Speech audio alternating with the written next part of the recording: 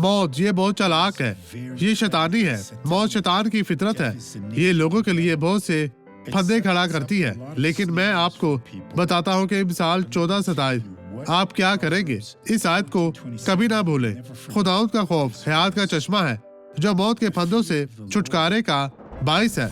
जब आपको खुदाउद का खौफ है, खुदाउद आपकी हिफाजत करता है। मेरे अजीजों, कहे कि जहां आप अपना पाँव रखते हैं वहां शैतान ने एक फंदा डाल दिया है। जिस वक्त आप इस कदम पर रखेंगे, इस वक्त यीशु ने अपना पाँव पहले रखा है और आपको अपनी बाहों में पकड़ कर कहेगा, अब इस फंदे को खींचो। शैतान इसमें इतनी हिम्मत नहीं होगी, इसके लिए चीजें संगीन हो जाएंगी।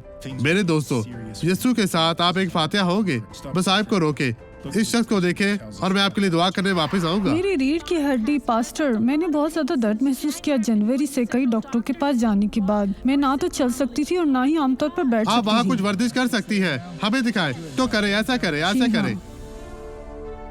आपको दर्द नहीं होती, ये मुझे ठीक है, दर्द नहीं होती, तो मैं आप ठीक करती हूँ। जाए। यीशु की बेटी जाए, यीशु के नाम में मैं आपके लिए दुआ करना चाहता हूँ। बाप, मैं अब ईमान को इस्तेमाल करने आया हूँ, क्योंकि ईमान तेरे नाम के खौफ के साथ जिंदगी का जरिया है।